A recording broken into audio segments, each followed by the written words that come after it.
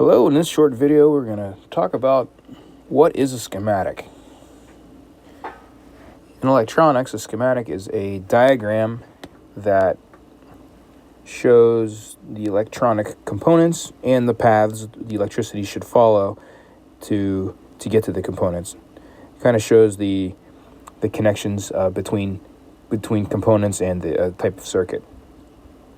A schematic, however, is not an exact representation of the exact layout of all of the components on a circuit board or in a circuit.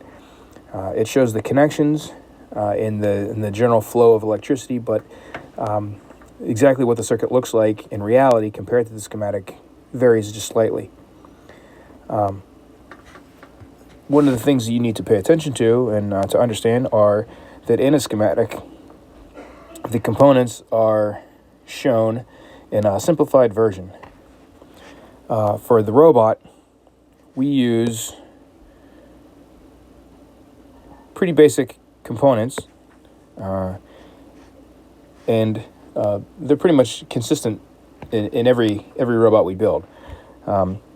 We use an ESC, which is an electronic speed controller, and we depict it in our schematic in the form of a rectangle with the letters ESC on it. And this is the electronic speed controller.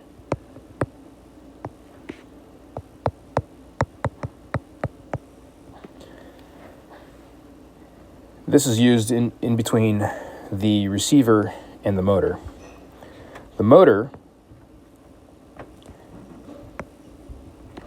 is depicted as a circle with an M in it. When you look at a motor in reality, it's usually round, cylindrical, has some varying length to it, and it has an axle sticking out, and 2 or 3 leads depending on whether it's a brushed or brushless motor. There's no need to have all of that in the picture for the schematic, but the circle with the M in the middle suffices. Now, in the event that we have more than one motor, we might mark the motors as M1, M2, M3, and so on, depending on how many motors we have.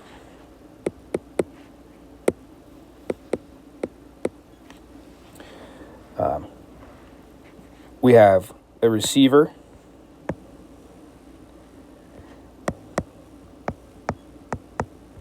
we use the abbreviation RCVR on the receiver. And this is for the radio signal that is transmitted from the radio controller transmitter. We have a battery.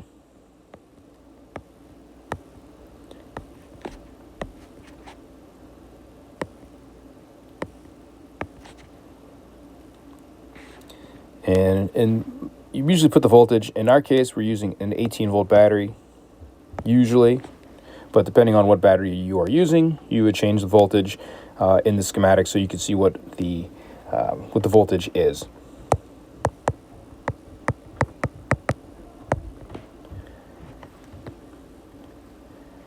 We have a switch.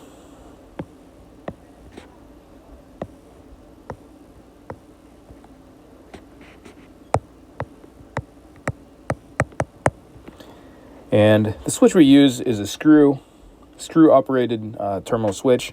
For our schematic, this image of the switch is adequate for what we're using, for what we're doing, and it gets the idea across. There are different schematic images for different types of switches. There are push button switches, which look like this, where you have 2 contacts. And the idea that the button would be pushed down and you create the connection.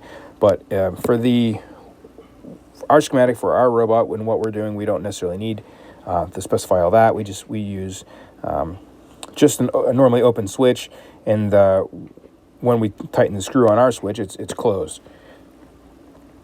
We also use an LED, which is a light emitting diode, And LED is depicted as this. A diode by itself is the line with the triangle. And in a diode, the electricity flows in one direction only through the diode. And in the case of the LED that we're using, the arrows are the light coming out.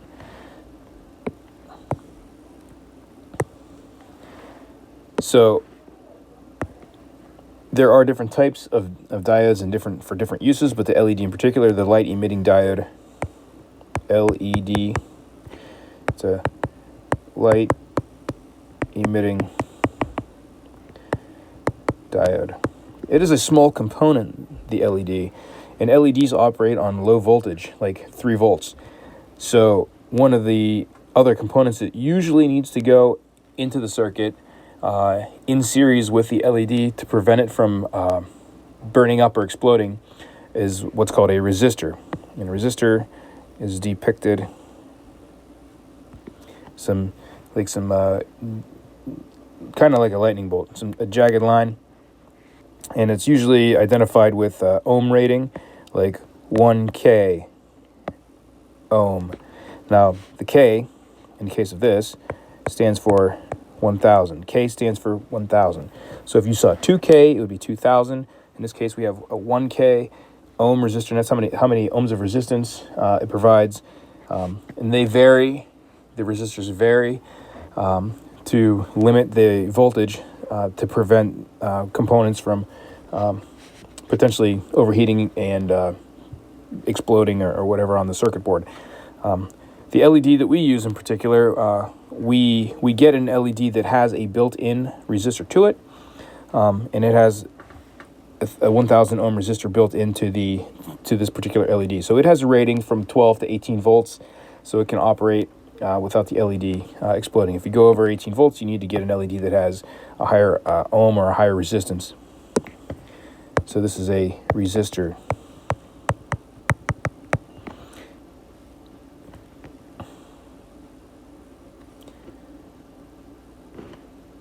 Other components. Usually in the schematic, wire is shown just as a line.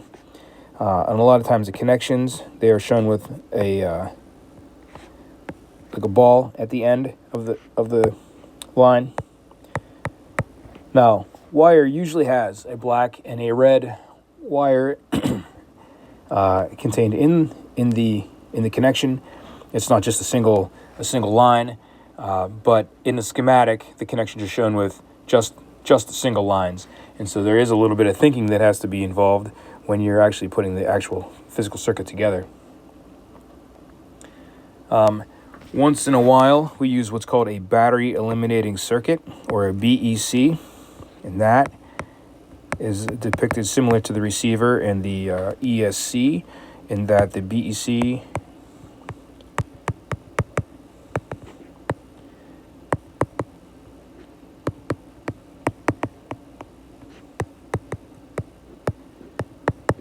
So the BEC is just a rectangle with the initials BEC, battery eliminating circuit. And what this does is it takes the voltage from the battery and reduces it to a voltage that can power our receiver. We need about 5 volts to power our radio receiver, and in some circuits, in some cases, we do need to use a BEC.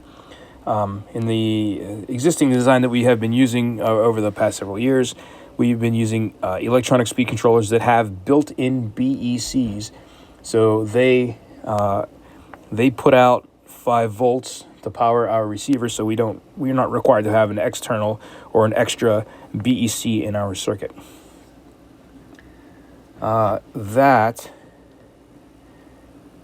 is pretty much the components that you would see in any of our circuits. We have an ESC, an electronic speed controller, motors, receivers, a battery, a switch, an LED, a resistor built into the LED, you have wire, and you have potentially a BEC.